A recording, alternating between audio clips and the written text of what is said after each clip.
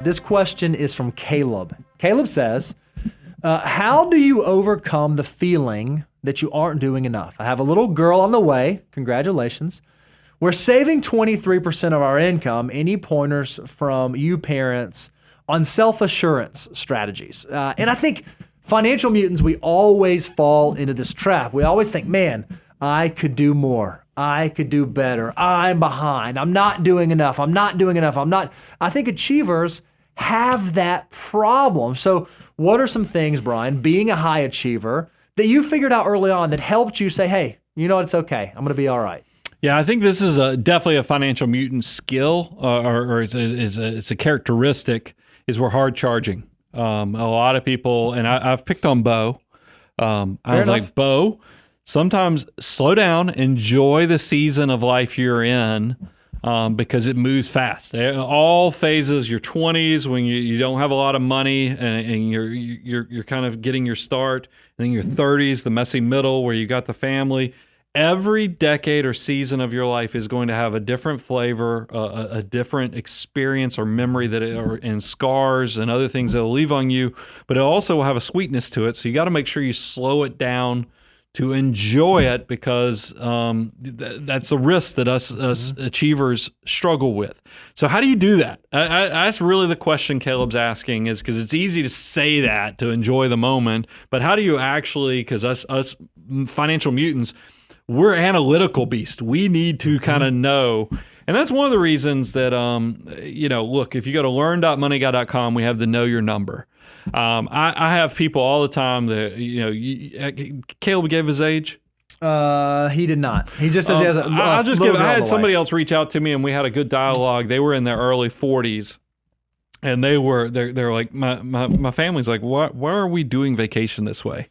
Why are we being so cheap on all this other stuff? And I was like, man, you know, if you are in this position of abundance where you made all the sacrifice in your 20s and 30s and did it the right way, there is a moment where you need to start questioning yourself. Are you a miser with the way you're treating your resources, or are you a money maximizer or a financial mutant? Because there is a balance there in between. And that's why I love about the Know Your Number course, is that it's actually going to let you go put in your assets, your investment assets, let you play around with all the variables like inflation, rates of returns, as well as your goals of when you want to retire or have financial independence, or at least the option to retire.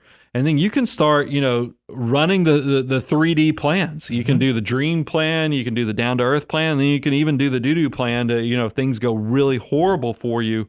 But Caleb, do that homework of that, and then once you figure out, hey, man, I'm in a really great situation, embrace that to be your freedom to start enjoying life. That's what, and I know that's what you were alluding to, Bo, is that I did have that discussion with my wife back in our 20s.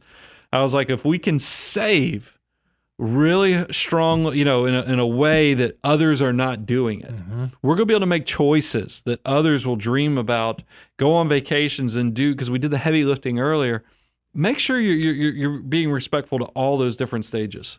I love that, Brian, and I agree with that full fold. Caleb, and by the way, Caleb came in and said he was 29. He then took that back and said he's 33. So I don't know how old he is. If y'all think I don't see the chat, I'm in there with you. By the way, Caleb, if you're having insecurity about saying 33 over 29, let me tell you, late 40s is going to kick like a donkey. It's going to be tough. Here's one of the self-assurance strategies, because you said you're about to have a little girl on the way.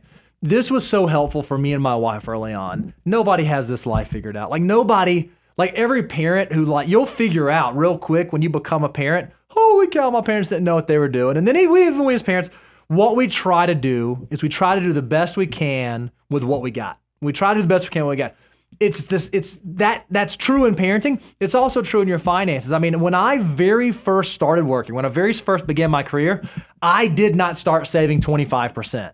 But I started somewhere, and I did the best I could with what I could. And all I said to myself was, hey, I know I'm doing what I'm supposed to do. I'm moving in the right direction. I know I'm moving what I'm supposed to do. I'm moving in the right direction.